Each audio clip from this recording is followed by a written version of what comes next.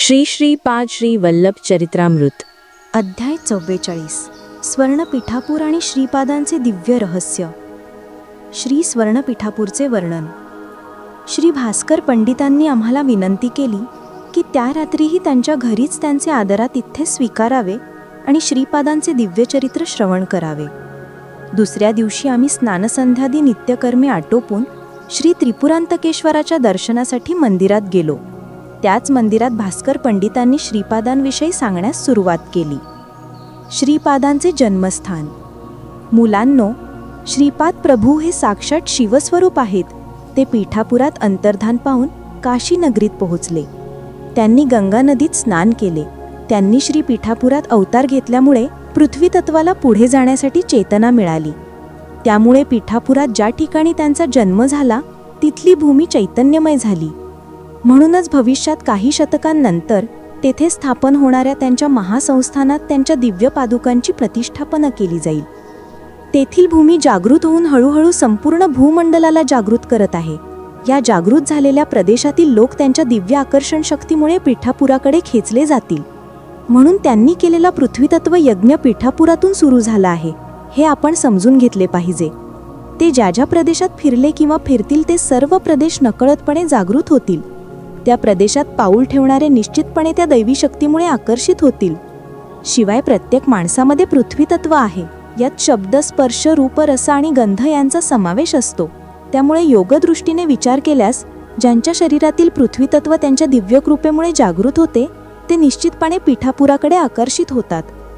तेव्हा मी असा प्रश्न विचारला, आर्य, जगातील ज्या लोकांच्या शरीरातील पृथ्वीतत्व जागृत झाले आहे ते भौतिक रूपात पीठापूरला येऊ शकतील का? स्वर्ण पीठापूरची महिमा. ते मंद हसले. तू विचारलेला प्रश्न योग्यच आहे.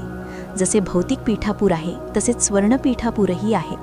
भौतिक पीठापूर जेवढा क्षेत्रात पसरलेले आहे तेवढाच क्षेत्रात स्वर्ण पीठापूर विस्तारलेले असेल. स्वर्ण पीठापूर केवळ चैतन्याने बनलेले आहे. जेव्हा साधकामध्ये त्या चैतन्याशी संबंधित पदार्थ निर्माण होतो तेव्हा तो स्वर्णपीठापूरचा रहिवासी बनतो. त्या स्वर्णपीठापुरात चैतन्याने बनलेले हजारो महाल आहेत. योगी आणि महापुरुष त्या स्वर्णपीठापुरात निवास करून महानंदात राहतात, पण ते या चर्मचक्षूंना दिसत नाही. स्वर्णपीठापूर केवळ ज्ञानचक्षूंना आणि योगचक्षूंनाच दिसू शकते. काशीचे विशेष आणि पंचक्रोशी यात्रा. त्याचप्रमाणे स्वर्णकाशी नावाचे एक स्थान आहे. भौतिक काशीनगरी जेवढी पसरलेली आहे तेवढ्याच क्षेत्रात चैतन्यमय पदार्थाने बनलेली स्वर्णकाशी आहे. म्हणूनच असे म्हटले आहे की काशी यात्राम गमिष्यामी तत्रैव निवसाम्यहम इति ब्रुवाणः सततम काशीवासफलम लभेत.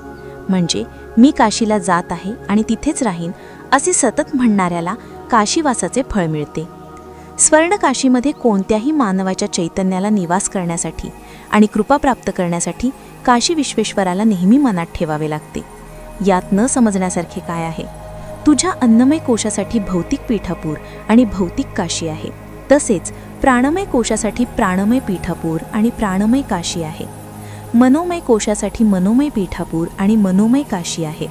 विज्ञानमय पीठापूर आणि विज्ञानमय काशी आहे. आनंदमय कोशासाठी आनंदमय पीठापूर आणि आनंदमय काशी आहे. या आनंदमय पीठापूरलाच मी स्वर्ण पीठापूर म्हणतो आणि या आनंदमय काशीलाच मी स्वर्णकाशी म्हणतो. तेव्हा मी म्हणालो, महाशय, मी अल्पज्ञानी आहे. कृपा करून मला हा विषय समजावून सांगा. काही लोक म्हणतात की काशीमध्ये पंचक्रोशी यात्रा केल्याने मोठे फळ मिळते. ते काय आहे? भास्कर पंडित म्हणाले, मुलांनो, पंचक्रोशी यात्रा ही केवळ भौतिक यात्रा आहे. खरे तर आपल्या चैतन्याने अन्नमय, प्राणमय, मनोमय, विज्ञानमय आणि आनंदमय या 5 कोशांची यात्रा करायची असते. हेच त्यातील गूढ दैवरहस्य आहे. श्रीपादांच्या कृपेने साधकांना पंचकोश यात्रा करण्याची शक्ती मिळते. म्हणूनच त्यांनी पंचमहाभूतांशी संबंधित पंचमहायज्ञ त्यांच्या योगशक्तीने संपन्न केले. या पंचमहायज्ञांचे प्रतीक म्हणून त्यांनी कुरुंगरजवळील पंचदेव पहाड येथे दरबार भरवला. दैवरहस्य केवळ अनुष्ठान करणाऱ्यांना आणि योगदृष्टी असणाऱ्यांनाच समजतात. सामान्य माणसांना ते अजिबात कळत नाहीत. श्रीपाद प्रभूंनी काशीत गंगा स्नान केले तेव्हा गंगामाता प्रगट झाली आणि तिने त्यांना दररोज गंगेत स्नान करण्याची विनंती केली. श्रीपाद प्रभूंनी गंगामातेला वचन दिले की ते दररोज काशीत गंगा स्नान करतील. गंगा मातेचे चैतन्यसुद्धा याचप्रमाणे अन्नमय, प्राणमय, मनोमय, विज्ञानमय आणि आनंदमय या 5 कोशांमध्ये असते. तेव्हा मी म्हणालो, महाशय, गंगा माता तर जलस्वरूप आहे, तिला 5 कोश कसे असू शकतात? मला हे समजत नाहीये. भास्कर पंडित हसून म्हणाले, मुलांनो, देवता मंत्रस्वरूप असतात, ते भौतिक रूपात नसतात. मंत्र म्हणजे शब्दब्रह्माची शक्तिरूपे. गंगा माता म्हणजे शक्तिरूपात चैतन्य रूप असलेली देवता. ती भौतिक रूपातील गंगा नदीशी तादात्म्य पावलेली अभिमानी देवता आहे. एकदा एक संन्यासी कुक्कुटेश्वर मंदिरात आले. तेव्हा श्रीपाद प्रभू लहान होते. नरसिंहवर्मा आणि व्यंकटप्पया श्रेष्ठी श्रीपादांना घेऊन घोडागाडीतून कुक्कुटेश्वर मंदिरात आले होते. ते संन्यासी स्वयंभू दत्ताच्या मंदिरात ध्यानावस्थेत बसले होते. श्रीपाद प्रभू अचानक श्रेष्ठींना म्हणाले, आजोबा, या मासळीवाल्याला इथे काय येऊ दिलेत? नरसिंहवर्मा हळूच म्हणाले, बाळा, असे बोलू नये, ती संन्यासी आहेत, रागावले तर शाप देतील. श्रीपाद म्हणाले, मासळीवाल्यालाही राग येतो का? ज्याला माशांचा वास येतो आणि जो मासे खातो त्या मासळीवाल्याला संन्यासी म्हणावे का? श्रीपाद प्रभू लोकांना दिवचण्याचा स्वभाव असलेले होते. संन्याशाने डोळे उघडले. त्याला जाणवले की त्याच्या संपूर्ण शरीरातून माशांचा वास येत आहे. तो खरा संन्यासी होता. त्याने श्रीपादांकडे पाहिले. तो मनातल्या मनात विचार करत होता की श्री भगवंताचा मत्स्यावतार म्हणजे काय? याचा काही यौगिक अर्थ आहे का? तेवढ्यात श्रीपाद म्हणाले, स्वामी, तुमच्या कमंडलूमध्येही लहान लहान मासे आहेत. बघा, ते किती आनंदाने इकडे तिकडे फिरत आहेत. संन्याशावर विशेष कृपा. संन्याशाला हे सर्व गोंधळात टाकणारे होते. श्रीपाद प्रभूंनी संन्याशाच्या डोळ्यांत तीव्रतेने पाहिले. तेव्हा तो संन्यासी अंतर्मुख झाला. त्याला योगदृष्टी प्राप्त झाली आणि त्याने पाहिले की त्याच्या शरीरातील रक्तवाहिन्यांमध्ये आणि विविध द्रव्यांमध्ये लहान लहान कण आहेत, जे हुबेहूब माशांच्या आकाराचे आहेत. त्याला समजले की हेच लहान कण शरीरात अनेक प्रकारच्या अनुभूती निर्माण करत आहेत. नाकाला गंधाची जाणीव करून देणारे हे लहान कण सुद्धा माशांच्याच आकाराचे आहेत, हे त्याने ओळखले. त्याचप्रमाणे चव ओळखणारे लहान कण सुद्धा माशांच्याच आकाराचे असल्याचे त्याने पाहिले. अरे वा, मत्स्यावतार प्रक्रिया म्हणजे ही आहे का? असे त्याला आश्चर्य वाटले. मूलाधार चक्राजवळ असलेल्या वास ओळखणाऱ्या लहान कणांचे ज्ञान प्राप्त झाल्यास जगातील सर्व वासांवर नियंत्रण मिळवण्याची शक्ती प्राप्त होते, हे त्याला समजले. तो बहिर्मुख होऊन मंद हसला. श्रीपाद प्रभूंनीही मंद हास्य केले. तो संन्यासी श्रीपादांच्या चरणांवर पडला. श्रीपादांनी त्याला आशीर्वाद दिला. तेव्हा त्या संन्याशाच्या शरीरातून सुगंध दरवळू लागला. पराशर महर्षींनी मत्स्यगंधीला योजनगंधी बनवण्याची योग प्रक्रिया हीच आहे, हे त्या संन्याशाने ओळखले. पतिव्रता स्त्रियांच्या शरीरातून सुगंध दरवळतो, म्हणूनच त्यांना सुवासिनी असेही म्हणतात. शरीरातील सर्व अनुभूती सुगंधित झाल्यास भौतिक बदलही घडतात आणि भौतिकदृष्ट्याही सुगंध दरवळतो. हे श्रीपादांनी त्या संन्याशाला मौनपणे शिकवले. ते दिव्य विनोद करणारे होते ना? तेव्हा श्रीपाद म्हणाले, अरे, तुला मत्स्यावताराबद्दल समजले. दैवी प्रवृत्ती आणि आसुरी प्रवृत्ती या दोन्हींचा आधार कूर्मावतारच आहे. मंदार पर्वताला कासवावर ठेवून देवदानवांनी समुद्र मंथन केले. तू अंतर्मुख होऊन कासव जसे आपले शीर कवचात लपवते तसा महायोगी बनू शकतोस, किंवा बहिर्मुख होऊन सर्व दुर्गुण जमा करून राक्षस बनू शकतोस. जेव्हा तू बहिर्मुख होशील तेव्हा कोणीतरी तुझे शीर छेदेल आणि तू मरशील. मरायचे नसेल तर अंतर्मुख व्हायला हवे, योगाभ्यास करायला हवा, कर्मबंधनातून मुक्त व्हायला हवे. म्हणजे चैतन्यरूप असलेली देवता. त्याचप्रमाणे सूर्यदेव म्हणजे आकाशात दिसणाऱ्या सूर्या नावाच्या खगोलीय गोलाशी तादात्म्य पावलेले चैतन्यरूप देवता स्वरूप असा अर्थ होतो. हे धर्मसूक्ष्म आणि गूढ दिव्य रहस्य तू नीट ओळखायला हवे. मानवांमध्ये जलतत्व असते. त्या जलतत्वाला शुद्ध करण्यासाठी त्यांनी जलयज्ञ करण्याचा संकल्प केला. त्यामुळे त्यांनी दररोज काशीत गंगा स्नान करण्याचे ठरवले. या योग प्रक्रियेमुळे भौतिक रूपातील सर्व जलाशय पवित्र होतील. सर्व पवित्र नद्या आपली अशुद्धी घालवून पवित्र होतील. गंगादी महानद्या पापी माणसांच्या स्नानामुळे अपवित्र होतात. महापुरुष हे चैतन्य स्वरूप आणि पुण्यपुरुष असल्याने जेव्हा ते त्या नद्यांमध्ये स्नान करतात तेव्हा त्या नद्या पुन्हा पुण्यवान होतात. त्यांनी जलयज्ञ करण्यामागील गूढार्थ म्हणजे सजीवांच्या शरीरात रसस्वरूपात असलेल्या जलतत्वाला शुद्ध करणे. श्रीपाद श्रीवल्लभ सार्वभौम केवळ हस्तांदोलनाने करोडो ब्रह्मांडांची निर्मिती, रक्षण आणि लय करू शकणारे मूळ त्रिमूर्त्यात्मक दत्तप्रभू आहेत. त्यांनी त्रेतायुगात भारद्वाज महर्षींना दिलेल्या वचनानुसार भारद्वाज गोत्रात सावित्र काठक चयन केलेल्या पुण्यस्थळी पीठापुरात अवतार घेतला. महायोगी, महासिद्ध आणि महापुरुषांवर कृपा करून त्यांच्याद्वारे धर्मोद्धार करणे हा त्यांच्या अवताराचा उद्देश आहे. ते नृसिंह सरस्वती नावाने अवतार घेतील हे त्यांचे वचन अक्षरशः सत्य आहे. या दिव्य वचनावर शंका घेणारे आणि श्रीपाद अवताराची चेष्टा करणारे पिशाच्य जन्म घेतील आणि ती पिशाच्चे दुर्बळ आणि दुर्दैवी लोकांना झपाटतील आणि त्या पिशाच्यांना गंधर्व नगरात नृसिंह सरस्वती रूपात असताना मुक्ती प्रदान केली जाईल असे त्यांनी अनेकदा सांगितले आहे. त्यांच्या दिव्य वचनांवर शंका घेणारे रौरवादी नरकात जातील.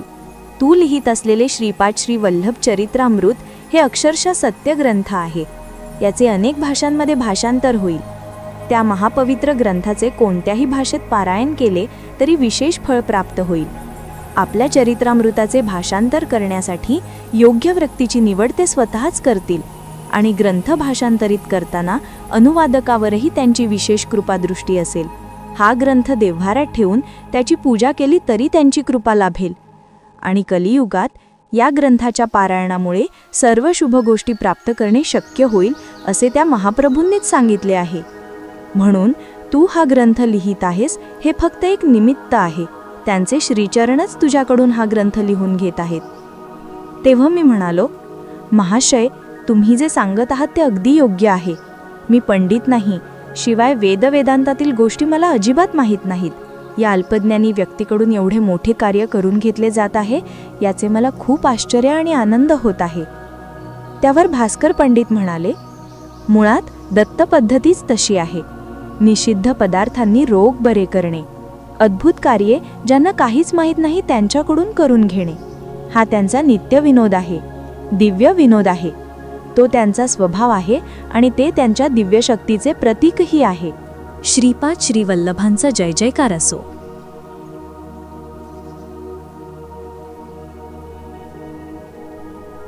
श्री श्रीपाद श्रीवल्लभ चरित्रामृत. अध्याय 45. श्रीपादांच्या काशी आणि हनुमान लीला. श्री हनुमंतांना पृथ्वीवर अवतार घेण्यासाठी आदेश देणे. काशीमध्ये श्रीपादांचे वास्तव्य. श्री भास्कर पंडितांच्या घरी आमचे दुपारचे भोजन झाल्यावर ते सांगू लागले, मुलांनो, श्रीपादांच्या लीला अथांग आहेत. त्यांनी काशीनगरात कित्येक महापुरुषांना आशीर्वाद दिले. त्यांना हव्या असलेल्या योगशक्ती आणि सिद्धी प्रदान केल्या. त्यांनी ऋषी समुदायाला सांगितले, मी नृसिंह सरस्वती या नावाने आणखी एक अवतार धारण करेन. मी पिठापूरमध्ये अदृश्य होऊन थेट काशीला येण्यामागे एक मोठे कारण आहे. हे एक महापुण्य क्षेत्र आहे. सिद्धांच्या समुदायांचे हे माहेरघर आहे. मी दररोज गंगेत स्नान करण्यासाठी योगमार्गाने येथे येईन. मी नृसिंह सरस्वती अवतारात येथेच संन्यास दीक्षा घेईन. येत्या शतकात गृहस्थांनाही क्रियायोग शिकवण्यासाठी श्यामाचरण नावाच्या व्यक्तीला येथे जन्म घेण्याचा मी आदेश देत आहे. पुढील युगाचे ब्रह्मदेव होण्यास योग्य असलेल्या हनुमंताला मी श्यामाचरणाकडे पाठवून त्याच्याकडून हनुमंताला क्रियायोगाची दीक्षा देऊवीन. हे सत्य आहे. हनुमंताला सीताराम, लक्ष्मण, भरत, शत्रुघ्न रूपात दर्शन देणे. त्यानंतर ते ऋषी समुदायाला योगमार्गाने आपल्या मागे येऊ देत बद्रिका वनात पोहोचले. तेथील नरनारायण गुहेत त्यांनी अनेकांना क्रियायोगाची दीक्षा दिली. तेथून 12 कोसांच्या अंतरावर असलेल्या उर्वशी कुंडात आले. ऋषीगंगेतही स्नान केले. 5000 वर्षांपासून तपोदीक्षेत असलेल्या सर्वेश्वरानंद नावाच्या महायोग्याला आशीर्वाद दिला. तेथून ते नेपाळ देशात गेले. तेथे एका पर्वतावर रामनामाच्या ध्यानात मग्न असलेल्या हनुमंताला त्यांनी सीताराम, लक्ष्मण, भरत आणि शत्रुघ्नांसहित दर्शन दिले. ते हनुमंताला म्हणाले, बाळा, अग्निबीज असलेल्या रामनामाचा तू किती कोटी वेळा जप केला आहेस याची गणनाच होऊ शकत नाही. अगदी क्षुल्लक काळातही तू रामबीजाचे उच्चारण करत असतोस. तुझा हिशोब लिहिताना चित्रगुप्ताही गोंधळून गेले आहेत. महाअनंत अशा महाशून्य काळातही तू कोट्यवधी वेळा रामनामाचा जप करतोस. त्यामुळे तू कालतीत झाला आहेस, काळाचा आत्मा बनला आहेस. तुझे वय किती लाख वर्षे लिहावे हे चित्रगुप्ताला सुद्धा सुचत नाही. या कलियुगात तुला एकदा अवतार धारण करावा लागेल. इंद्रियांच्या प्रवृत्तींना शांत करण्यास समर्थ असल्यामुळे तू साई या नावाने विख्यात होशील. प्रभू राम नामाची महिमा. तेव्हा हनुमंत म्हणाले, प्रभू, राम बीज हे अग्निबीज आहे, हे सत्य आहे. मला अग्निसिद्धी प्राप्त झाली आहे, हेही सत्य आहे. मी अग्नि अजनेत परिपूर्ण झालो आहे, हेही सत्य आहे. देहबुद्धीने मी आपला दास आहे. जीवबुद्धीने मी आपला अंश आहे. आत्मबुद्धीने आपणच मी आहे. मी कोणत्या रूपात अवतार घ्यावा हे सांगावे. श्रीपादाने स्मितहास्य करत म्हटले, तू शिवाचा अंश असूनही रामभक्त झालास. छान. अरबी भाषेत अल म्हणजे शक्ती, अह म्हणजे शक्त, अर्थात शक्ती धारण करणारा. त्यामुळे अल्लाह म्हणजे शिवशक्तीचे संयुक्त स्वरूप. इतका काळ जानकी वल्लभाच्या रूपात माझी आराधना करणाऱ्या तू आता म्लेच्छ लोकांना स्वीकारार्ह असलेल्या शिवशक्तीचे स्वरूप असलेल्या अल्लाह नामाचे स्मरण करत माझी शिवशक्ती म्हणून आराधना कर. तेव्हा साई म्हणाले, प्रभू, मला माहीत आहे की भारद्वाज महर्षींनी त्रेतायुगात पिठापूरमध्ये सावित्र काठक चयन केले होते. त्यावेळच्या वरामुळे आपण भारद्वाज महर्षींच्या गोत्रात जन्म घेतला आहात, हेही मला माहीत आहे. मला कोणत्याही परिस्थितीत आपल्यापासून वेगळे व्हायचे नाही. आपले गोत्र हेच माझे गोत्र असावे. मी आपला बाळ नाही का? तेव्हा श्रीपादांनी म्हटले, बाळ हनुमंता, तू धारण करणारा देह भारद्वाज गोत्रातच जन्माला येवो. हनुमंता पुन्हा म्हणाले, अल मलिक, याचा अर्थ अल्लाच मालक आहे. श्रीपादांनी हनुमंताला आलिंगन दिले. हनुमंता, तू देहबुद्धी सोड, तू माझा अंश आहेस. प्रभू, मी आपला अंश आहे, मी स्वीकारतो. परंतु अंशावतार या पृथ्वीवर आपले कार्य संपल्यानंतर मूळ तत्वात विलीन होतात. तेव्हा अंशावतारांना काहीच किंमत राहत नाही. त्यामुळे मी धारण करणारा अंशावतार मूळ तत्वात निरंतर विलीन असूनही त्या मूळ असलेल्या आपल्या तत्वातील सर्व शक्ती आणि संपत्ती धारण करणारा असावा. सर्व ऋषी समुदाय आश्चर्याने प्रभूंकडे पाहत होता. इतक्यात हनुमंताच्या शरीरातील सर्व जीवाणूंचे विघटन झाले. त्यातून अनुसूया माता प्रकट झाली. तिने श्रीपादांकडे पाहून म्हटले, बाळा, कृष्णा कन्हैया, किती लबाड आहेस रे तू दत्ता. तुला जन्म देताना जसे स्वाभाविकपणे बाळाच्या जन्मावेळी वेदना होतात त्या झाल्या नाहीत. आईला प्रसूती वेदना होत असताना त्या वेदनेतही एक प्रकारचा गोडवा, माधुर्य असते असे मी विचारले होते. मला जराही वेदना न होता तू जन्माला आलास, परंतु प्रसूती वेदनेतील माधुर्य या आईला अनुभवू द्यावे असा तू संकल्प केलास वाटतं. माझ्या पोटात खूप वेदना होत आहेत. माझ्या समोरच असलेला तू पुन्हा माझ्या गर्भात जन्म घेऊ इच्छितोस काय? काय ही वैष्णव माया. तेव्हा श्रीपदांनी म्हटले, आई, मुलांनी आईवडिलांच्या धर्मसंगत इच्छा पूर्ण केल्या पाहिजेत. तुझ्या गर्भात हनुमंत आहे. मी त्याला माझी सायोज्यता प्रदान करत आहे. एका अर्थी माझ्या मायेने मीच तुझ्या गर्भात जन्म घेत आहे. काही वेळाने वेदना वाढू लागल्या. अनुसूया मातेने अत्यंत सुंदर 3 शिरे असलेल्या दत्तमूर्तीला जन्म दिला. काही वेळाने ती मूर्ती अंतर्धान पावली आणि तिच्या मांडीवर एक लहान बाळ होते. त्या नवजात शिशूला साक्षात अनुसूया देवीने स्तनपान दिले. ही घटना काही क्षणातच अदृश्य झाली. हनुमंताचे रूप दिसू लागले. फक्त जानकीराम हनुमंतासमोर उभे होते. तेव्हा हनुमंत म्हणाले, प्रभो, म्लेच्छ धर्मातील चांगल्या गोष्टी आणि सनातन धर्मातील चांगल्या गोष्टी या दोन्हींचा समन्वय साधण्याचा मी प्रयत्न करीन. त्यासाठी एक म्लेच्छ गुरुही हवा ना? असे विचारल्यावर प्रभूंनी म्हटले, मेहबूब सुभानी नावाचे एक महाज्ञानी माझ्यात विलीन आहेत. त्यांना मी वारिस अली शाह या नावाने अवतीर्ण करवीन. ते तुझे गुरु होऊन तुला योगरहस्य शिकवतील, क्रियायोग क्षमाचरण शिकवतील. तुला आणखी काही वर हवे असतील तर मागू शकतोस. माणिक्य प्रभूंचा आविर्भाव. तेव्हा हनुमंताने म्हटले, प्रभू, आपण पद्मावती आणि व्यंकटेश्वर यांचे अभिन्न स्वरूप आहात असे मी ऐकले आहे. आपली आराधना जाणणाऱ्या वैष्णव स्वामीवरही कृपा करा.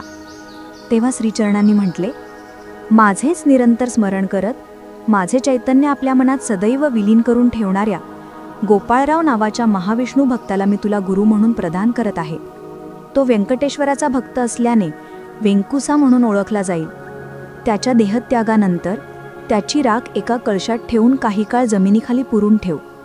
माझा संकेत मिळाल्यावर तो कलश उघडून पाहिल्यास त्यात व्यंकटेश्वराची मूर्ती असेल. त्या मूर्तीची पूजा केली तरी मी प्रसन्न होऊन वर देईन. तेव्हा हनुमंताने जानकी मातेला म्हटले, आई, आपण प्रेमपूर्वक या बाळावरील वात्सल्याने मला माणिक्यांचा हार दिला होता. त्यात कुठे रामनाम आहे का हे पाहण्यासाठी मी तो तोडून पाहिला आणि त्यात ते नाही असे समजून फेकून दिला. त्या महापराधाबद्दल मला क्षमा करावी अशी प्रार्थना केली. तेव्हा श्रीचरणांनी म्हटले, दैवी सानिध्यात कारणाशिवाय कार्य घडत नाही. तो माणिक्यांचा हार मी जपून ठेवला आहे. तो हार दत्त स्वरूपच आहे, यात शंका नसावी. माझ्यातील आत्मज्योतीने त्या हाराला प्राण दिले आहेत. तोच माणिक्यांचा हार गुरुस्वरूप होऊन विराजमान होवो. ते गुरुस्वरूप माणिक्य प्रभू म्हणून ओळखले जाईल. मुलांनो, श्रीपाद बद्रीमध्ये नारायण स्वरूपच आहेत. नर नावाचे ते महर्षी भूलोकात पुन्हा अवतार घेतील असे त्यांनी सांगितले. कोणत्या नावारूपाने अवतार घेतील हे फक्त श्रीचरणांनाच माहीत. एकदा पिठापूरमध्ये श्रीपादांचे मामा वेंकावधानी मुलांना वेद शिकवत होते. त्या जागेजवळच एक नारळाचे झाड होते. त्या दिव्यस्थळी एक वानर येऊन वेदध्वनी ऐकत असे. ते वानर झाडावरील फुळे किंवा इतर कोणत्याही वस्तूंचे नुकसान न करता श्रद्धेने फक्त वेदध्वनी ऐकत असे. श्रीपादांनी आपल्या मामांना विचारले, मामा, जसा देवाचा अवतार असतो तसा नारळाचा झाडाचाही अवतार असतो का? त्यावर त्यांचे मामा म्हणाले, कन्हैया, हा काय प्रश्न आहे रे? प्रश्न विचारण्यात तरी काही अर्थ असावा. तसे नाही मामा. झाड फळ देते, ते फळ पुन्हा झाड होते, झाड पुन्हा फळ बनते. या प्रक्रियेमुळे झाड बीजरूपात जाते आणि पुन्हा फळ वाढून झाड बनते, असे श्रीपाद म्हणाले. एवढ्यावर ते संभाषण संपले. इतक्यात बाजूच्या मोठ्या नारळाच्या झाडावरून एक खूप मोठे फळ खाली पडले. ते फळ श्रीपादांनी आपल्या हातात घेतले. त्या वानराकडे पाहून ते म्हणाले, तुला रिकाम्या हाताने पाठवायला माझे मन होत नाही. मी माझ्या हाताने तुला प्रसाद म्हणून देत आहे. माझ्या हाताने दुसरे फळ मागू नकोस. तुला मान्य असेल तर घेऊ शकतोस. त्या वानराने संमतीदर्शक मान हलवली. श्रीपादांनी आपल्या हाताने ते फळ त्या वानराला दिले आणि त्याच्या अंगावरून प्रेमाने हात फिरवला. ते अत्यंत आनंदाने निघून गेले. ते वानर कोण होते? ते फळ का दिले? दुसरे फळ देणार नाही असे का म्हटले? आणि ते फळ आपोआप खाली का पडले हे कोणाला माहीत? त्यांच्या लीला चित्रविचित्र आणि अकल्पनीय आहेत. महाप्रभू द्रोणगिरी नावाच्या संजीवनी पर्वताजवळ गेले. तेव्हा काही दिवस त्यांनी तेथील ऋषी समुदायासोबत आनंदाने घालवले. तेथील महायोग्यांना त्यांनी काय कृपा केली हे कोणाला माहीत. तेथून ते कल्की प्रभूंचा जन्म होणाऱ्या शंभल गावाकडे गेले. ते ठिकाण मोठमोठ्या योग्यांनाही पाहता न येण्यासारखे आहे. हिमालयात हजारो वर्ष तपश्चर्या करणारे महापुरुष तेथे राहतात. शंभल गावात त्यांनी स्फटिक पर्वतावरील शुद्ध पाणी प्यायले. ते प्यायल्याने वय थांबते. त्यामुळे तेव्हापासून त्यांच्या शरीरात कोणताही बदल न होता ते 16 वर्षांच्या बालकासारखेच राहिले. श्रीपादांचे गोकर्ण क्षेत्रातून दिव्य लोकांमध्ये जाणे. त्यानंतर ते अनेक दिव्य स्थळांवर फिरत भक्तांना आणि महर्षींना आशीर्वाद देत गोकर्ण क्षेत्रात पोहोचले. गोकर्ण क्षेत्रात श्रीपाद 3 वर्षे राहिले. ते एक महापुण्यक्षेत्र आहे. तेथे त्यांनी अनेक दिव्य लीला दाखवल्या. त्या अगणित आहेत. ते क्षणक्षणी लीला करणारे होते. तेथून ते श्रीशैलमला पोहोचले.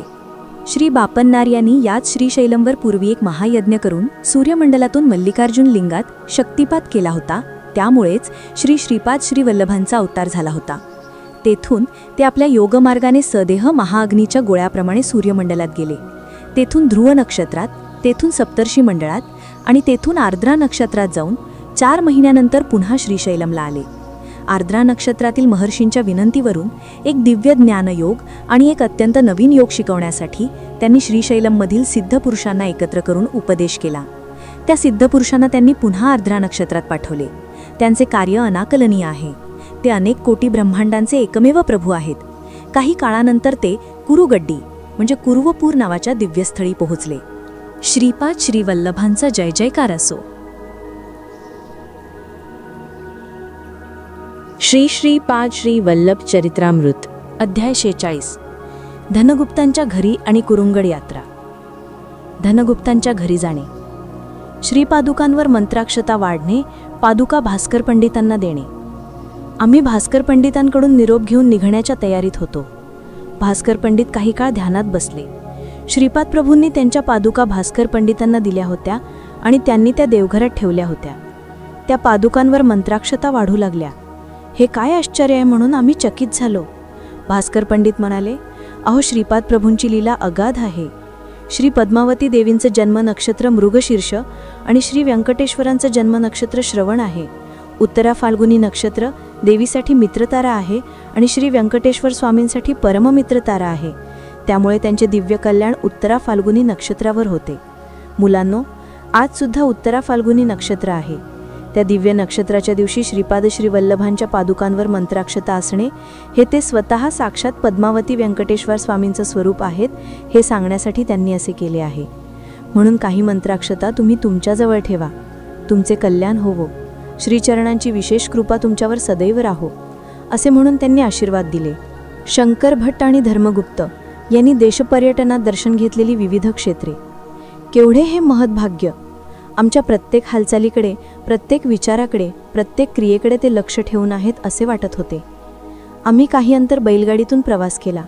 ती बैलगाडी एका वऱ्हाडाची होती. त्यानंतर आम्ही एका वैश्यप्रमुखांच्या घोड्याच्या गाडीतून प्रवास केला. ते कोंडविडूला जात होते. धनगुप्ता नावाचे ते वैश्यप्रमुख सांगू लागले, मुलांनो, आज आमच्यासाठी खूप शुभ दिवस आहे. तुम्ही बैलगाडीतून प्रवास करणाऱ्या वऱ्हाडाला श्रीपाद प्रभूंच्या मंत्राक्षता दिल्या, त्यानंतर आम्हाला दिलात. मी एकदा व्यापाराच्या निमित्ताने पिठापूरला गेलो होतो. तेव्हा व्यंकटप्पया श्रेष्ठींच्या घरी श्रीपाद प्रभूंचं दर्शन झाले. तेव्हा श्रीपाद प्रभूंनी प्रेमाने सांगितले होते, तुझ्या मुलाच्या लग्नाच्या वेळी मी माझे आशीर्वाद म्हणून मंत्राक्षता पाठवीन. ज्याच्याकडून तुला त्या मंत्राक्षता मिळतील त्या गरीब ब्राह्मणाला 11 वराह दक्षिणा म्हणून दे. त्याच्यासोबत एक वैश्यप्रमुखसुद्धा येईल. त्याच्या मुलाला तुझी मुलगी देऊन विवाह करण्याचे वचन दे आणि 100 वाराह देऊन कोंडविडूमध्ये साखरपुडा करून घे, असे त्यांनी मला सांगितले होते. धनगुप्तांकडे किंवा माझ्याकडे काहीही रक्कम नव्हती. आम्ही कोंडविडूला पोहोचलो. कोंडविडूमध्ये धनगुप्तांच्या मुलाचा विवाह थाटामाठात पार पडला. मला धनगुप्तांनी 11 वराह दिले. कन्येचे वडील धर्मगुप्तांचे दूरचे नातेवाईक होते. धर्मगुप्तांच्या कुटुंबाला लग्नासाठी आमंत्रित केले गेले होते. धर्मगुप्त कुठे आहेत आणि कधी येणार आहेत हे कोणालाही माहीत नव्हते. धनगुप्तांच्या विहिण्यांच्या घरी धर्मगुप्तांचे कुटुंबीय सुद्धा आले. धर्मगुप्तांचा मुलगाही त्या विवाहाला आला होता. कोंडविडूमध्ये धर्मगुप्तांच्या मुलाचा आणि धनगुप्तांच्या मुलीचा विवाह निश्चित करण्यासाठी साखरपुडा झाला. तोपर्यंत निर्धन असलेल्या मला 11 वराह मिळाले. तोपर्यंत निर्धन असलेल्या धर्मगुप्तांना साखरपुड्याच्या वेळी 100 वराह मिळाले. आहाहा, काय ही विलक्षण घटना! धर्मगुप्तांची तेथे हिऱ्यांच्या व्यापाराशी संबंधित व्यापाऱ्यांशी ओळख झाली. त्या संबंधीचे खरेदी विक्रीचे व्यवहार निश्चित करण्यासाठी त्यांनी काही काळ कोंडविडूमध्ये राहण्याचे ठरवले. कोंडविडू परिसरात दत्तप्रभू गुप्तपणे फिरत असतात अशी एक धारणा आहे. तेथे लंबिका योगी, शिवयोगी आणि सुवर्णविद्या जाणणारे लोकही आहेत असे म्हणतात. मला मात्र घोड्याच्या गाडीतून विजयवाडा येथे पोहोचवण्याचा निर्णय झाला. मी विजयवाटिका येथे पोहोचलो. धनगुप्तांच्या नातेवाईकांच्या घरी माझ्या निवासाची व्यवस्था करण्यात आली. या महाक्षेत्रात कृष्णा नदी आहे. श्री कनकदुर्गा मल्लेश्वर स्वामींचे मंदिर आहे. मी कृष्णेत स्नान करून मंदिराचे दर्शन घेतले. देवीच्या मंदिरात मला एक वृद्ध संन्यासी भेटले. ते अनेक दिवसांपासून पिठापूरला येऊन श्रीपाद प्रभूंचे दर्शन घेण्यासाठी तळमळत होते. आम्ही दोघे विजयवाडाहून निघालो आणि काही दिवसांच्या प्रवासानंतर राजमहेंद्रवरम राजमुंद्री येथे पोहोचलो.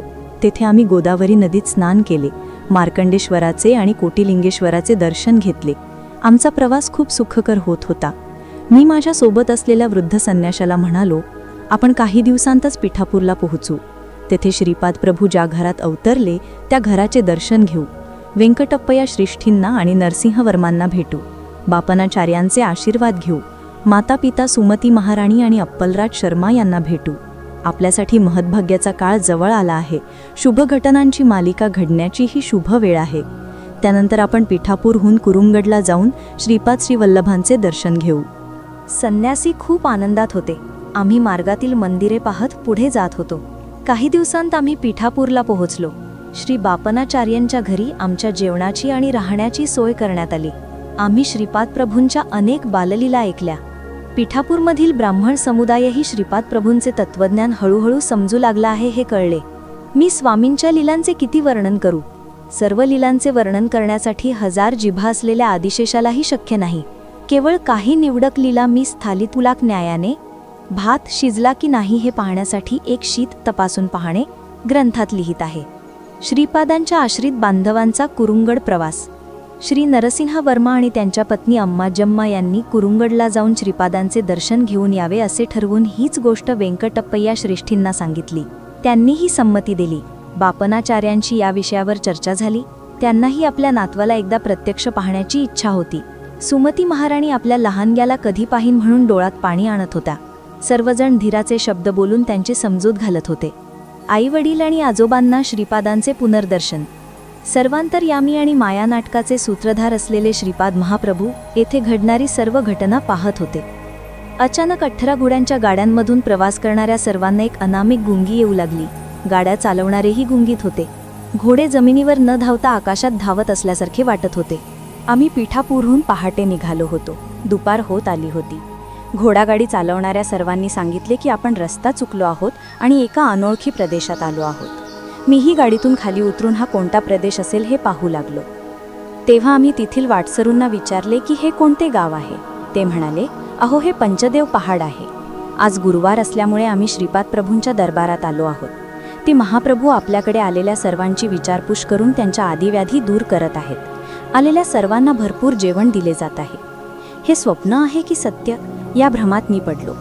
आम्ही सर्वजण श्रीपाद प्रभूंच्या दरबारात प्रवेश केला. इतक्या कमी वेळात पंचदेव पहाडला पोहोचणे कसे शक्य झाले हे आम्हाला कितीही विचार करून समजत नव्हते. हे स्वप्न नसून सत्य आहे याची खात्री झाली. श्रीपाद प्रभूंना त्यांच्या आई सुमती महाराणी यांनी मिठी मारली आणि त्या रडू लागल्या. श्रीपाद म्हणाले, आई, निर्गुण आणि निराकार असलेल्या परमतत्वाला तू मुलाच्या रूपात जन्म दिलास. तू महाभाग्यशाली आहेस. तू अनुसूया मातेसमान पतिव्रता शिरोमणी आहेस. तू जर डोळ्यात अश्रू आणलेस तर त्या भूमीत पिके येतील का? असे विचारून त्यांनी आपल्या जन्मदात्या आईचे अश्रू आपल्या दिव्य हातांनी पुसले. श्रीपाद श्रीवल्लभांचा जय जयकार असो.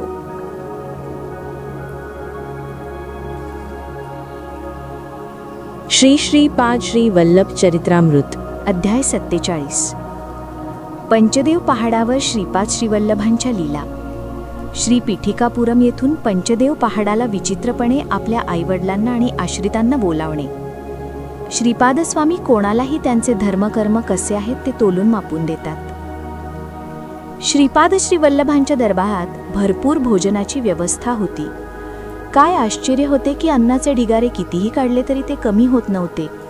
उरलेले अन्न आणि भाज्या त्या महाप्रभूंनी कृष्णा नदीत टाकवल्या. जलचरांनाही श्रीपादांचा प्रसाद देण्यात आला. श्रीपाद स्वामी बापन्नारायांना म्हणाले, आजोबा, तुम्ही श्रीशैलममध्ये सूर्यमंडळातून शक्तिपात केलात. मी अवतार घ्यावा यासाठी तुम्ही भरद्वाजांच्या नेतृत्वाखाली त्रेतायुगात पीठिकापुरममध्ये सर्व महर्षींनी मोठ्या अर्थतेने सावित्री काठकचयन यज्ञ केला होता. दिलेले वचन पाळण्यासाठी मी अवतार घेतला आहे. ब्रह्मस्वरूप वाणी आणि मनाच्या पलीकडचे आहे आणि दत्तप्रभूंसाठी साध्यासाध्याचे काहीही नाही हे तुम्ही निक्षून सांगता. मी देशकाल ताणू शकतो आणि संकुचितही करू शकतो. माझ्या इच्छेविरुद्ध काहीही होऊ शकत नाही. मला आवश्यक वाटल्यास मी आकाश आणि पृथ्वी एक करू शकतो. अंतराळातील सर्व खगोल माझ्या हातातील चेंडूंसारखे आहेत. जेव्हा तुम्ही लाभादी महर्षी नंद आणि भास्कराचार्य म्हणून अवतरलात तेव्हा मी तुमच्यावर कृपा केली होती.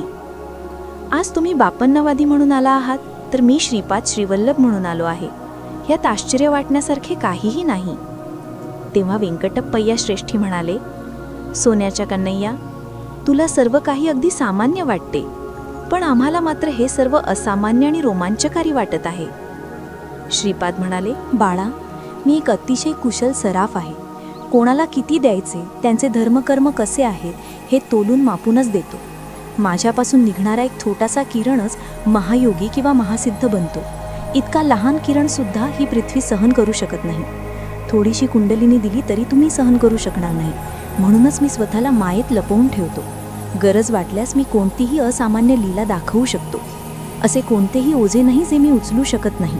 अशी कोणतीही समस्या नाही जी मी सोडवू शकत नाही. असा कोणताही वर नाही जो मी देऊ शकत नाही. असे कोणतेही कार्य नाही जे मी करू शकत नाही.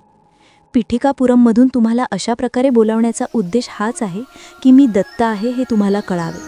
नरसिंहवर्मा म्हणाले, सर्व लोकांचे रक्षण करणारे तुम्हीच एकमेव क्षत्रिय आहात.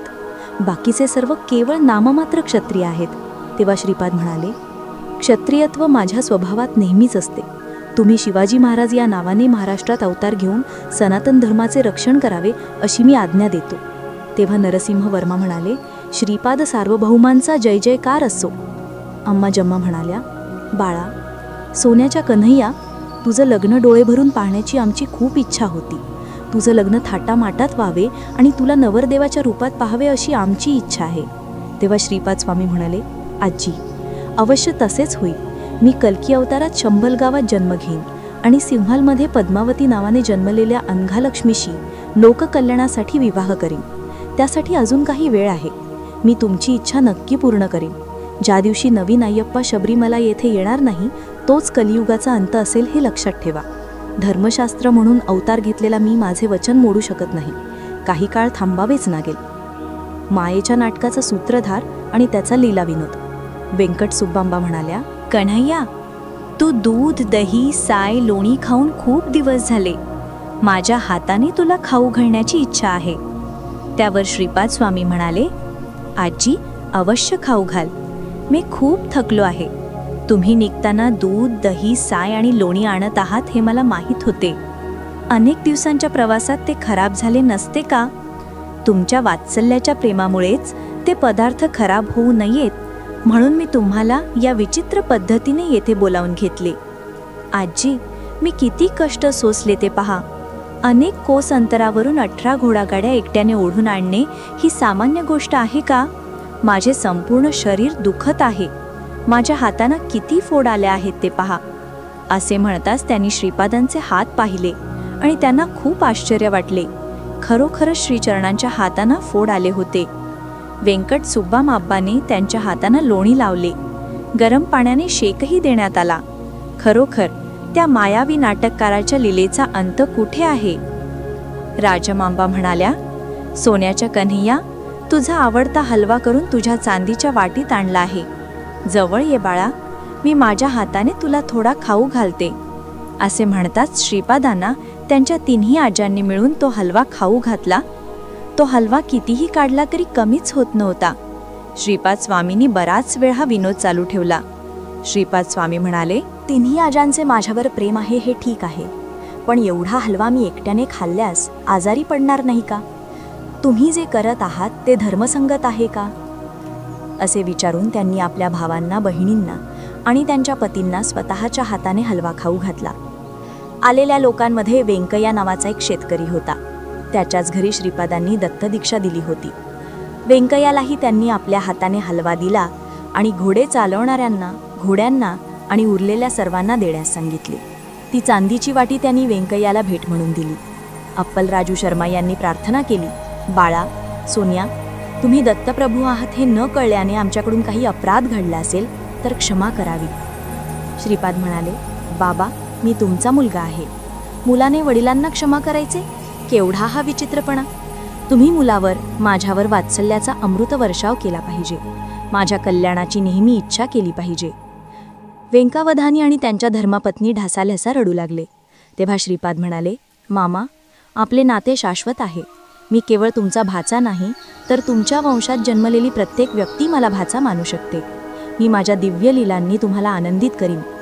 कल्की अवताराच्या वेळी पद्मावती देवीला आपली मुलगी मानून तुम्ही तुमच्या सर्व इच्छा पूर्ण करू शकता. सुमती महाराणीला दुःखाचा उमाळा आला. आपल्या मुलाला नवरदेवाच्या रूपात पाहण्याची तिची इच्छा पूर्ण झाली नाही, उलट आपला पोटचा गोळा येती आणि वैरागी झालेला पाहणे तिला असह्य झाले. तेव्हा श्रीपाद आपल्या आईजवळ गेले आणि म्हणाले, आई, माझ्यासाठी अनुसूया माता आणि तू वेगळी नाहीस. मी तुमच्या इच्छा कल्की अवतारात नक्की पूर्ण करीन, असे त्यांनी अभय दिले. आई, तुझ्या गर्भात जन्मल्यामुळेच मी इतका महान झालो आहे. तुझ्या वात्सल्यरूपी अमृतानेच माझे पोषण झाले आहे. आई, वासवीने काय केले पाहिलेस का? मला भूक लागल्यावर मी लहान बाळ बनून अनुसूया मातेकडे स्तनपान करण्यासाठी गेलो, तेव्हा त्या राक्षसिणीने सर्व दूध स्वतःच पिऊन टाकले आणि म्हणाली, दादा, तू सुमती मातेकडे जाऊन दूध पी. तू उशीर केलास तर ते दूधही मीच पिऊन टाकीन, अशी धमकी दिली. आता मी काय करावे हे तूच सांगाई. हे शब्द उच्चारताच श्रीपाद स्वामी लहान बाळ बनले.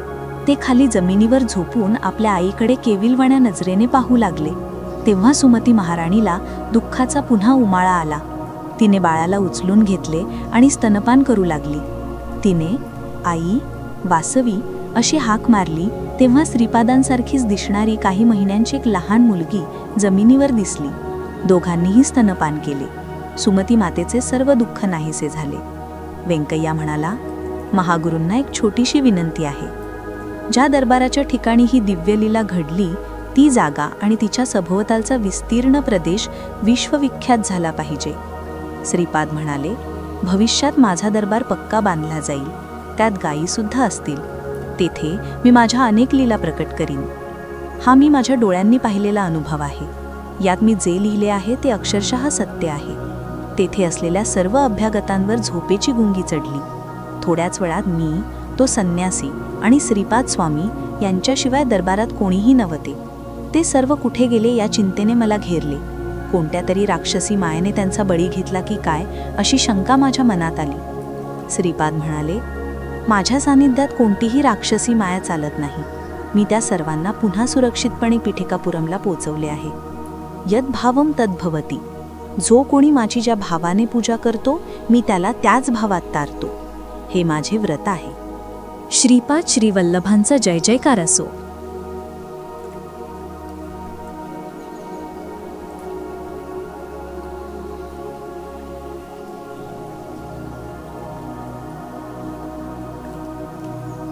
श्री श्रीपाद श्री वल्लभ चरित्रामृत.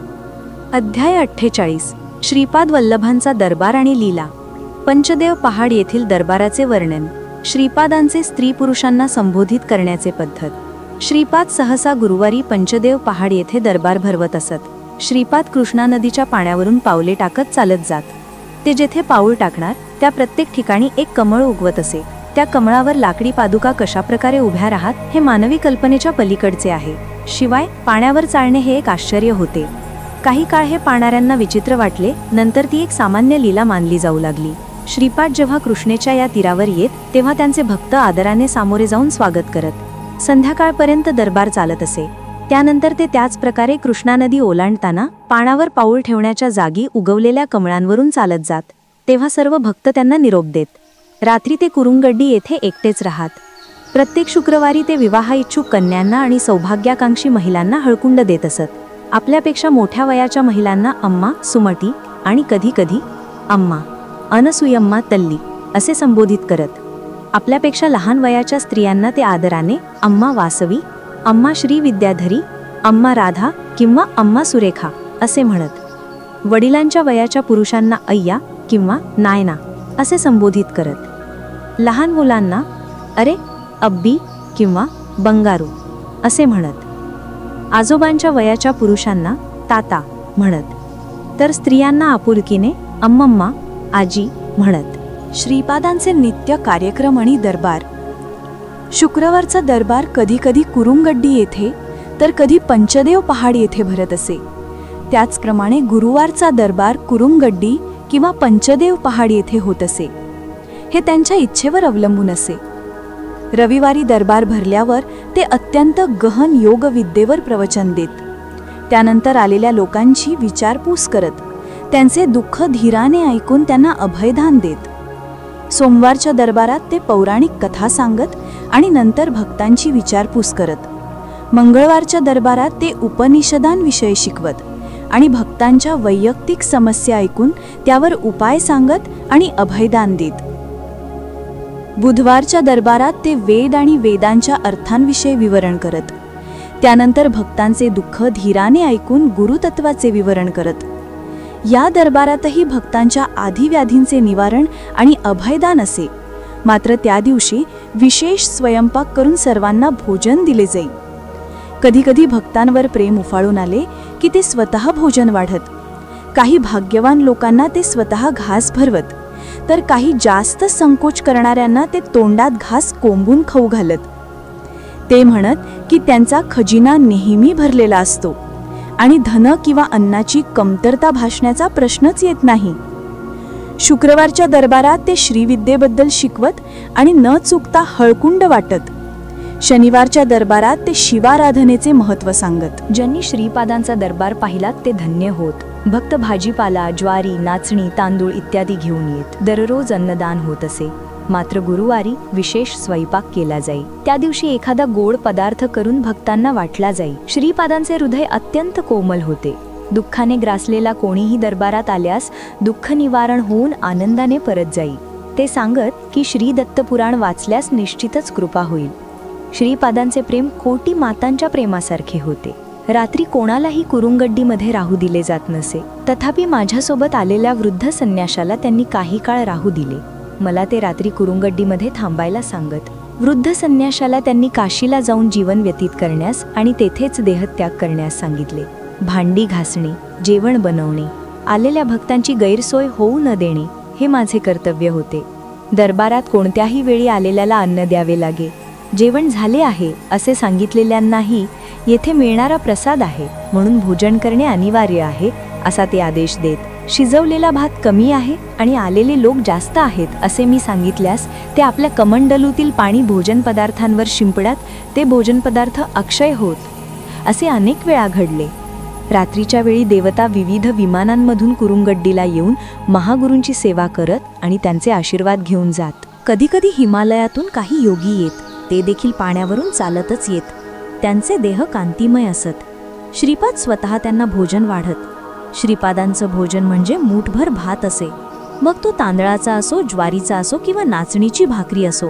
ते म्हणत की त्यांचे भक्त पोटभर जेवल्यास त्यांना खूप समाधान वाटते. रविदास नावाचा एका धोब्याला श्रीचरणांचे वस्त्र धुण्याचे महाभाग्य लाभले होते. त्यांचे दर्शन घेतल्यानंतरही जे वाईट सवयी सोडत नसत त्यांना विचित्र कष्ट भोगवावे लागत आणि पुन्हा त्या निवारणासाठी श्रीचरणांना शरण यावे लागत असे.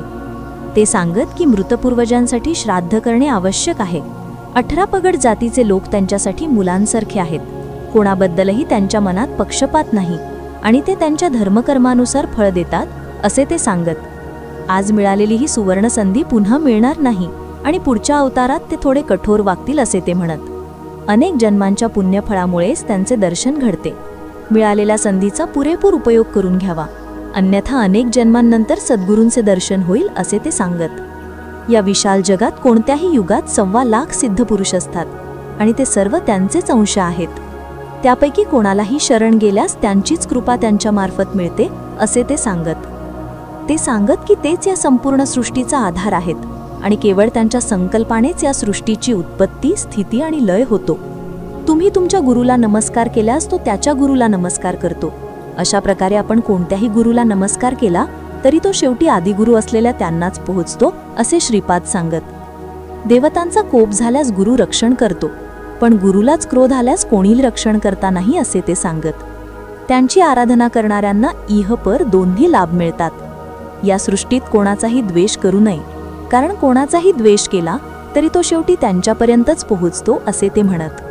त्यांनी कृपा करायची ठरवल्यास ते योग्यता अयोग्यता पाहत नाहीत, पण त्यांची कृपा मिळवण्यासाठी तुमच्यात सात्विक भाव असणे आवश्यक आहे असे ते सांगत.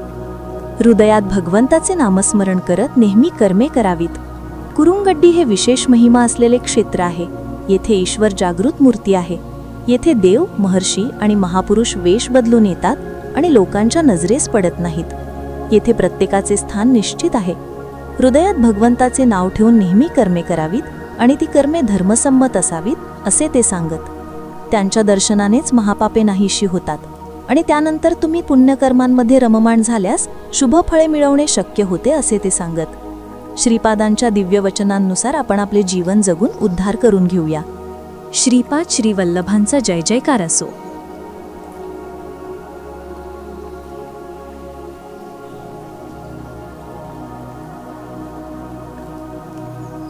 श्री श्रीपाद श्री वल्लभ चरित्रामृत. अध्याय 49.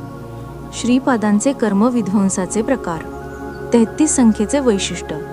कुरुंगड्डी येथील त्यांचे कार्यक्रम. एकदा श्रीपाद असे म्हणाले, शंकर भट्टा, आपण जे अनुष्ठान करतो ती अग्निध्य आहे. अग्नीची उपासना करणे हे श्रोत्रियांचे लक्षण आहे. तुझी अग्नी उपासना म्हणजे चूल पेटवून स्वयंपाक करणे. त्यावर मी श्रीपादांना म्हणालो, महागुरूंचा जय जयकार असो. माझ्यानंतरही ही चूल अशीच जळत राहिली पाहिजे. त्यावर ते म्हणाले, तुझ्या चुलीतील अग्नीला स्वतःची शक्ती नाही. माझ्या योगाग्नीच्या संयोगाने त्या चुलीवर तू केलेला स्वयंपाक प्रसादरूप होऊन भक्तांची दैन्य आणि दुःख दूर करत आहे. ही चूल आणखी फक्त 9 वर्षे जळली पाहिजे. म्हणजेच माझ्या 30व्या वर्षी मी माझे शरीर गुप्त करीन.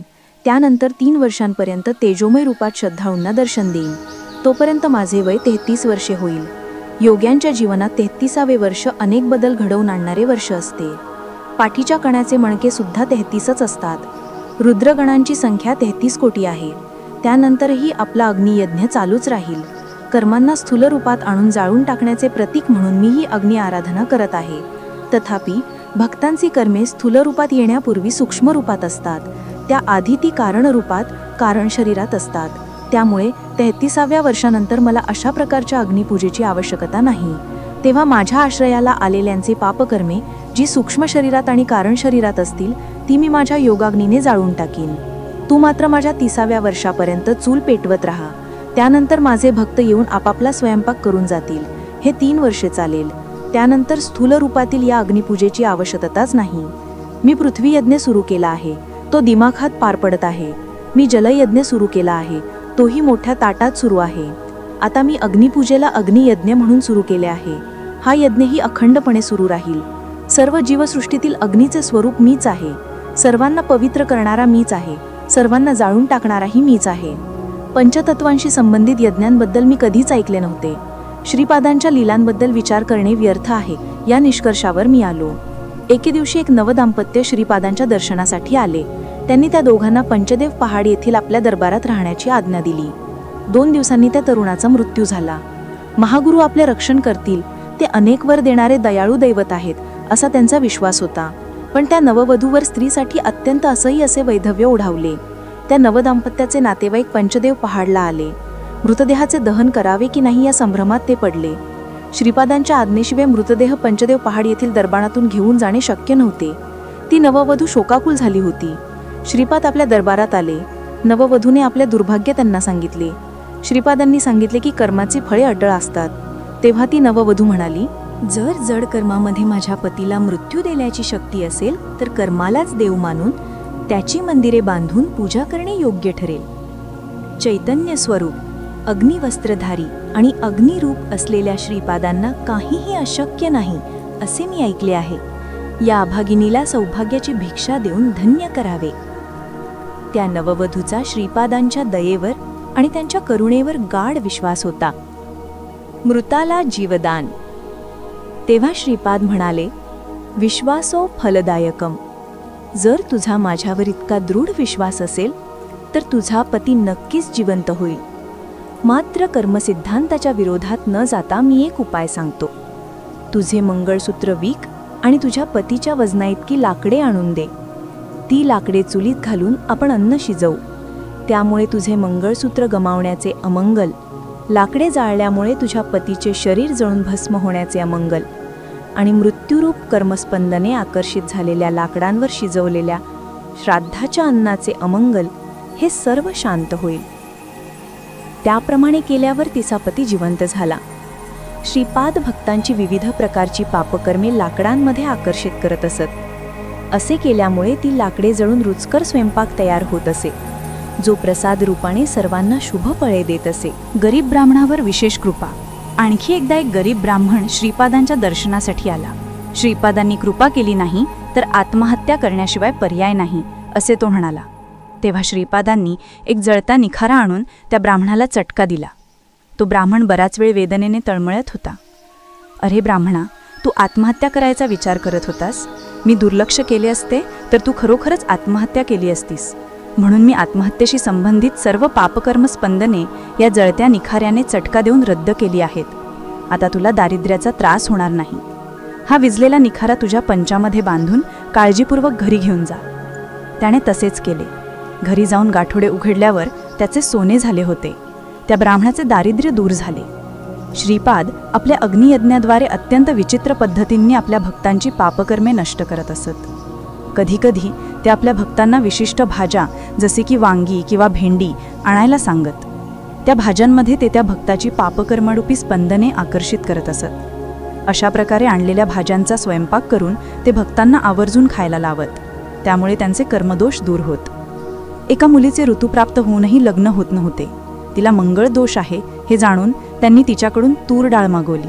त्या डाळीचा पदार्थ बनवून त्या मुलीसह सर्वांना खाण्याची आज्ञा दिली. अशा प्रकारे कर्मबंधन दूर झाल्यावर त्या मुलीचे एका योग्य वराशी लग्न झाले. काहींना गाईचे तूप आणून दरबारातील स्वयंपाकासाठी देण्याची आज्ञा ते देत, तर काहींना गाईच्या तुपाचे दिवे लावायला सांगत. जेव्हा खूप कठीण परिस्थिती उद्भवत असे किंवा मुलींचे लग्न जमत नसे तेव्हा ते शुक्रवारी राहू काळात अंबिकेची पूजा करण्यास सांगत. एकदा एक भक्त आजारी पडून अंथरुणाला खेळला होता. श्रीपादांनी त्याच्या घरात एरंडेल तेलाचा दिवा लावून तो रात्रभर कोणत्याही परिस्थितीत विझणार नाही याची काळजी घेण्यास आणि तेल घालत राहण्यास सांगितले. त्यांनी तसे करताच तो भक्त रोगमुक्त झाला. एक भक्त अत्यंत दयनीय अवस्थेत होता. तेव्हा श्रीपादांनी त्याला सांगितले की जर तुझ्या घरात गाईच्या तुपाचा अखंड दिवा एक आठवडाभर जळत राहिला तर त्या घरात पुन्हा लक्ष्मीकळा प्रवेश करेल. अशा अनेक नवनवीन पद्धतींद्वारे ते आपल्या आश्रितांना पापकर्ममुक्त करत असत. त्या सर्व पद्धती जाणून घेणे सामान्य माणसासाठी शक्य नाही. श्रीपाद श्रीवल्लभांचा जय जयकार असो.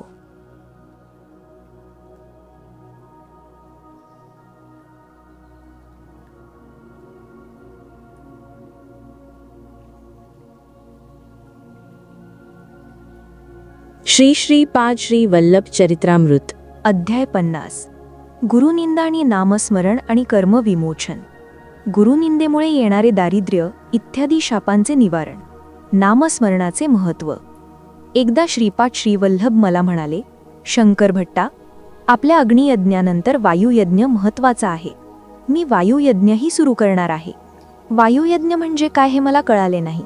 एक वृद्ध ब्राह्मण पोटदुखीने कुरुंगडला म्हणजेच कुरुगढीला आला. तो असह्य वेदनांनी तळमळत होता. हे दुःख सहन करण्यापेक्षा आत्महत्या करून मरणे बरे, असे तो म्हणाला. तेव्हा श्रीपाद म्हणाले, तू तुझ्या पूर्वजन्मात अनेकांना आपल्या वाणीच्या बाणांनी दुखावले आहेस. त्यांना बोचऱ्या शब्दांनी त्रास दिला आहेस. त्याचे फळ म्हणून आज तुला हा दुर्दैवी आजार जडला आहे.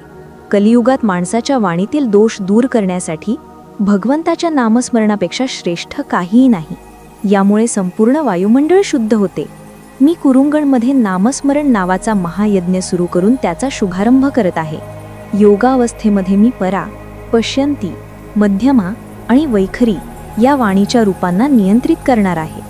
जो कोणी मनापासून श्रीपाद वल्लभा दिगंबरा, दत्त दिगंबरा असे माझे नामस्मरण करील त्याला मी अत्यंत सहजपणे प्राप्त होऊन त्याचे शुभ करीन. श्रीचरणांच्या आदेशानुसार कुरुंगडमध्ये 3 दिवस आणि 3 रात्री श्रीपाद श्रीवल्लभा दिगंबरा या नामाचा जप करण्यात आला. त्या 3 दिवसांसाठीच श्रीपादांनी रात्री कुरुंगडमध्ये राहण्याची परवानगी दिली होती. त्या वृद्ध ब्राह्मणाची पोटदुखी बरी झाली. श्रीपाद पुढे म्हणाले, आज संपूर्ण वायुमंडळ चुकीच्या आणि दूषित शब्दांनी भरलेले आहे. जेव्हा माणूस एखादा शब्द उच्चारतो तेव्हा तो प्रकृतीतील सत्व, रज आणि तम ह्या गुणांपैकी एका गुणाला किंवा 2 गुणांना किंवा 3ही गुणांना उत्तेजित करतो. ते उत्तेजित झालेले गुण चांगल्या गोष्टींसाठी उपयुक्त नसल्यामुळे पृथ्वी, आप, तेज, वायू आणि आकाश यांवर दुष्परिणाम करतात. ही पंचमहाभूते दूषित झाल्यामुळे सर्व काही दूषित होते आणि माणसाचे मन, शरीर आणि अंतरात्मा दूषित होतात. त्यामुळे तो पापी बनतो. त्यामुळे तो दरिद्री होतो. दारिद्र्यामुळे तो पुन्हा पाप करतो. पापी झाल्यामुळे त्याचे मन दूषित होते आणि तो दान इत्यादी पुण्यकर्मे करू शकत नाही. त्यामुळे तो पुन्हा दरिद्री होतो. त्रिकरण शुद्धीची आवश्यकता. माणसाला दारिद्र्याच्या दुःखातून किंवा इतर पापकर्मे यांपासून मुक्त व्हायचे असेल तर त्याचे मन, वाणी आणि शरीर शुद्ध असले पाहिजे. यालाच त्रिकरण शुद्धी म्हणतात. जे मनात आहे तेच वाणीत आले पाहिजे. जे वाणीत आहे तेच कर्मात उतरले पाहिजे. ज्या माणसाने त्रिकरण शुद्धी प्राप्त केली आहे तो महान बनतो. मनात एक विचार करणे, वाणीतून दुसरेच बोलणे आणि ह्या दोन्हींची संबंध नसलेले तिसरेच कर्म करणे म्हणजे त्रिकरण शुद्धीचा अभाव. असा माणूस दुरात्मा बनतो. ह्या कलियुगात सहजपणे तरुण जाण्यासाठी अनेक मार्ग आहेत. त्यापैकी नामस्मरण हा सर्वात सोपा मार्ग आहे. जिभेवर नामाचा जप केल्याने पवित्र शब्द बोलण्याची सवय लागते. नामस्मरण करताना मन देवावर केंद्रित झाले तर मनही पवित्र होते. त्यातून पवित्र कर्मे करण्याची प्रेरणा मिळते. कर्मविमोचन. एकदा क्षयरोगाने पीडित एक व्यक्ती कुरवपूरला आली. त्याला मधुमेहही होता. त्याशिवाय इतरही काही आजार होते. त्याला पाहून श्री महाप्रभू खूप रागावले आणि म्हणाले, हा पूर्वजन्मी एक मोठा चोर होता. याने अनेक निष्पाप लोकांची संपत्ती लुटून त्यांना दुःखाच्या खाईत लोटले. एका वडिलांनी आपल्या मुलीच्या लग्नासाठी जमवलेला पैसा याने चोरला. पैसे गमावल्यामुळे ते वडील आपल्या मुलीचे लग्न करू शकले नाहीत. वेळेवर मुलीचे लग्न न झाल्यामुळे त्यांना जातीतून बहिष्कृत करण्यात आले. हुंडा देऊ शकत नसल्यामुळे योग्य स्थळे मिळत नव्हती. आणि फक्त वृद्धवरांचीच स्थळे येत होती. अखेर त्या मुलीने आत्महत्या केली. तिचे 100 वर्षांचे आयुष्य व्यर्थ गेले. तो क्षयरोगी अत्यंत दीनपणे श्रीचरणांची गयावया करू लागला. दयाळू अंतःकरणाच्या श्रीचरणांनी त्याला पंचदेव पहाड येथील दरबारातील गोशाळेत झोपायला सांगितले. तिथे डासांचा खूप त्रास होता. गुरुदेवांनी त्याला पिण्यासाठी पाणीही देऊ नये असा आदेश दिला. त्याला एक स्वप्न पडले, ज्यात राक्षस त्याचा गळा दाबून त्याला मारत होते. दुसऱ्या स्वप्नात एका मोठ्या शिळेचा दगड त्याच्या छातीवर ठेवला होता आणि त्या दगडावर एक बलवान पहिलवान बसला होता. या 2 स्वप्नांमुळे त्याचे कर्मफळ पूर्ण झाले आणि तो निरोगी झाला. अनेक वर्षे शारीरिक दुःख भोगून फेडाव्या लागणाऱ्या दुष्कर्माचे फळ श्रीपादांनी त्या क्षयरोग्याकडून अशा प्रकारे मानसिकरित्या भोगवून त्याला कर्ममुक्त केले. श्रीपाद श्रीवल्लभांचा जय जयकार असो.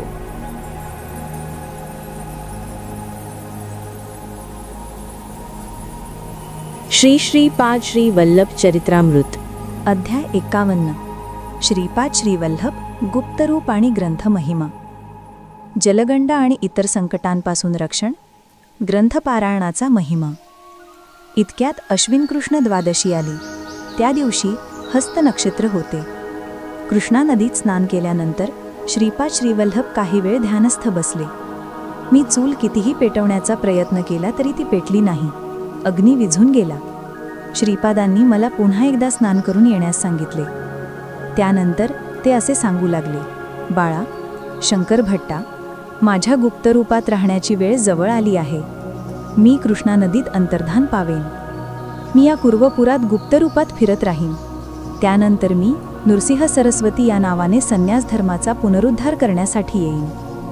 तू रचत असलेला श्रीपाद श्रीवल्लभ चरित्रामृत नावाचा महापवित्र ग्रंथ भक्तजनांसाठी कल्पतरू ठरेल. तो ग्रंथ अक्षरशः सत्य असेल. आकाशामध्ये केवळ शब्द असतो. दिशा हेच माझे वस्त्र आहे. म्हणूनच मला दिगंबर म्हटले जाते. मनोमय जगाला सुधारण्यासाठी या ग्रंथाचे वाचन खूप उपयुक्त ठरेल.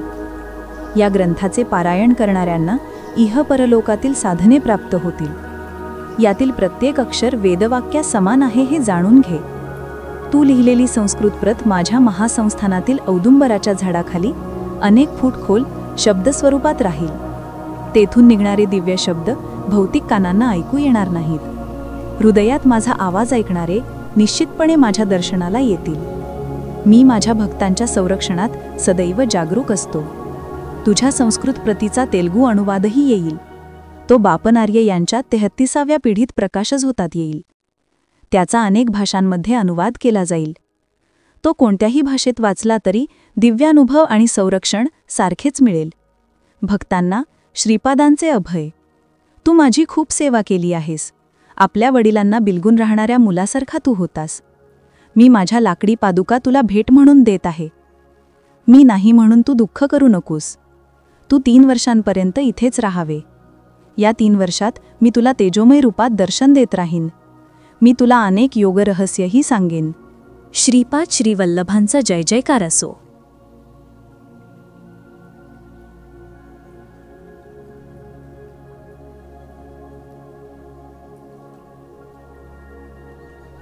श्री श्रीपाद श्री वल्लभ चरित्रामृत. शंकर भट्टाचा योगानुभव. श्रीपाद श्रीवल्लभांचे दिव्यदर्शन. अध्याय 52. शंकर भट्टाचा योगानुभव. श्रीपादांचे दिव्यदर्शन. मी 3 वर्ष दररोज मध्यरात्री श्रीपाद श्रीवल्लभांचे दिव्य तेजोमय दर्शन घेत असे. मी माझे योगानुभव एका वेगळ्या पुस्तकात लिहिले होते. ते पुस्तक हिमालयातील एका योगीने नेले. हे केवळ श्रीपाद श्रीवल्लभांच्या आज्ञानुसारच घडले. श्रीपाद श्रीवल्लभांचा जय जयकार असो.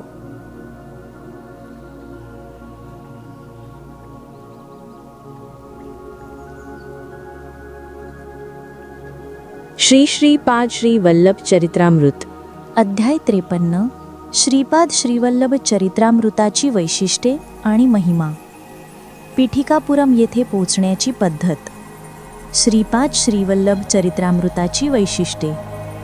मी रचलेले श्रीपाद श्रीवल्लभ चरित्रामृत काही काळ त्यांच्या मामाच्या वंशजांकडे राहील. त्यानंतर त्याचा तेलुगू भाषेत अनुवाद केला जाईल. तेलुगू अनुवाद पूर्ण झाल्यावर माझी संस्कृत प्रत अदृश्य होईल.